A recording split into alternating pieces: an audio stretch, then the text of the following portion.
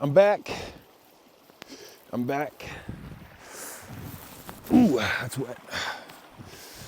Hey, it's been a minute. I know, it's been a while. Everybody's been asking me, Hydro Sci Guy, where you been? Been saying, we need Hydro Sci Guy. I've been busy. Last time I posted, I think it was October. It's kind of hard to do a PhD and be a TikToker all the time, YouTuber, Instagrammer, science communicator, Fun for saying sequestering the other day. Like, don't ever do that. Ultimate Frisbee player. And so, today, I guess I should tell you what I've been up to. What I'm doing right now is I'm getting ready to deploy a dissolved oxygen sensor. And it's just what it sounds like. It's the oxygen in the water. The sensor monitors that. Usually it doesn't go this well. Oh, I almost forgot to hit record. You've got to hit record. If I would have put this back in there, this wouldn't have captured any data and I would have been a sad guy. Let's take a jog down memory lane and I catch you up on what I was doing. We left off in October. So October is a great time because in the hydrologic community, it is the new year. Hydrologists, we celebrate the new year on October 1st. We call it the water year. And you might be saying, why do you celebrate New Year's in October 1st? Well, that is the date we assume that all the water or snow we're accumulating now is representative of the new water year. So I went to a hydrologist party and we celebrated the new year and prayed for snow because we like snow and snow turns into water. So it's kind of important. But then also it was kind of go time for me because it was the beginning of really getting some good data for my research sites. I study streams that don't always exist. I study non-perennial streams, and you can look at this stream. This is gonna turn into a trickle in just a month or two. And there's a lot of non-perennial streams. Actually, half of all streams are non-perennial. It's a really big thing, and it's really important because historically in hydrology, we focused on perennial streams. Streams that are always there, they're gonna be there tomorrow and the next day. It just makes it easier. But you know, Hydro Sci Guy, I like a challenge. That's what we need to get to the bottom of, and I am. Now, when October came around, I know I've been saying when October, we've been in October. I told you I was busy. I had to not only put more sensors out, I hired an undergrad whose name is Valerie. She's really great. And me and Valerie would come out to here, to my research site, and we would put out sensors. I'd take samples, because I'm really trying to get a finding on what is going on generally. It was a lot of me and Valerie in the woods, putting sensors out, dodging storms. Man, did we dodge storms. So that's part of the reason I was so busy for so long.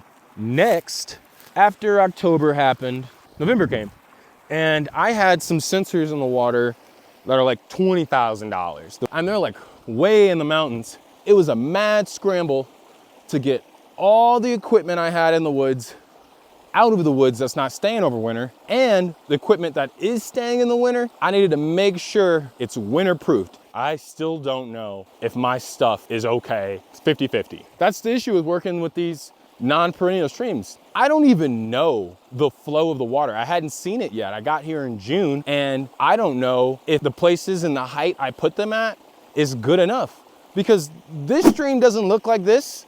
This stream never looks like this. So it's really hard to get a feel, but as I become more familiar and more intimate with my streams, I will know and have a better vibe for it. So all I have to say, November was a mad dash to make sure my sensors are snug for the winter. What happened after November? Well, another thing I did in November was I applied to go to snow school. I threw my hat in the ring. I said, hey, I'm a hydrologist. I love snow. I want to know more about snow. Please let me join snow school. And to my surprise, I got accepted. And what that meant for me was that I got the opportunity to learn from the best snow hydrologists in the world. They all coalesce and come together to teach eager early career scientists who, for whatever reason, need to know about snow hydrology too. So then December comes around and I'm finishing up my first semester as a PhD student. It wasn't that stressful because I got my master's degree before I came here, and I stay in school. I finished the semester strong.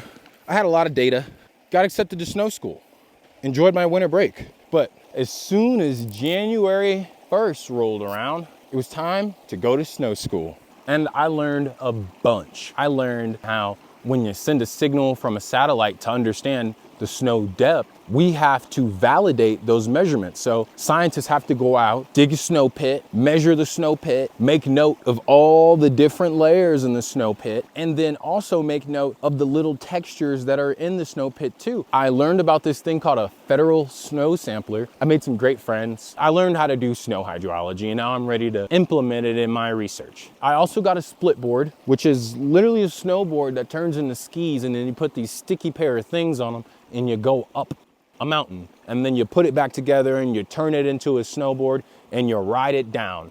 But we can't pretend like there isn't danger. And the danger I'm talking about is avalanches. I'm terrified of avalanches. I don't want to die in an avalanche. That'd be terrible. My family would be like, oh my God, D, why'd you go out with them white folks in the snow? You died in an avalanche. They'd be very disappointed. It just won't be a good thing. How do you mitigate that? Well, after snow school, like literally a week after, I went to avalanche school or avalanche training. It's kind of a lot of the same stuff of snow hydrology, just implemented in a different way. And it's looking at it from a moving mechanism, worrying about what is gonna move and why and when and how to avoid it, how do you trigger it, what to do if someone gets buried in it, how to use your equipment and whatnot. And I learned all of those things. And now I'm like super equipped to never go outside if it's a dangerous avalanche day. I'll never do that. That goes to my next point about my research. The reason I did snow school and got a split board and took avalanche training, and I mentioned earlier, I want to leave my sensors out in the winter, but I didn't this year. Well, it's because I didn't have a way to get there. But next winter, and I'm praying for snow, next winter, I'm gonna leave my sensors out in the woods, and I'm gonna hike out there in my split board. I'm gonna hike up that mountain, and I'm gonna go to them. I'm gonna clean off the solar panels to make sure there's no snow covering on them. I'm gonna check on them and clean them up and make sure they're working good. And then I'm gonna snowboard back to my car. And it's gonna be so sick. And you'll be with me too. So that's what I was doing in January. But what about February? I was busy again. Because when I'm not in the woods doing all these things, I'm making graphs. I'm getting information off the internet. I'm doing research. I'm looking at my data. Meanwhile, simultaneously while I was doing that, I was training some more undergrads. On top of Valerie being here, who is absolutely fantastic, I hired my boy Donovan and this girl named Leah, who are really great people, really smart undergrads. Shout out to all three of them. And so I had to train them up how to do everything. You know, they didn't know. You don't know until you know. So I hired them on and they joined the team, and now we're collecting some really great data. I mean, that was February. That was what I did in February. Yeah. You're kind of all caught up. Here we are. It's how I got here, and it's what I've been doing. But before I leave, there's one more thing I need to say. Earth Day is coming. I'm not messing around. I want more people who look like me, who look like you outside. It can't just be me out here. I'm not scared because the bears are still sleeping, I think, and the deer are really nice. Quail and all the little chickadees are my friends too, but I would like more friends out here. So subscribe, like, share, send to your friends. Stay safe, have fun, party outside, and I'll see you next time on Hydro Sci Guy. Hydro.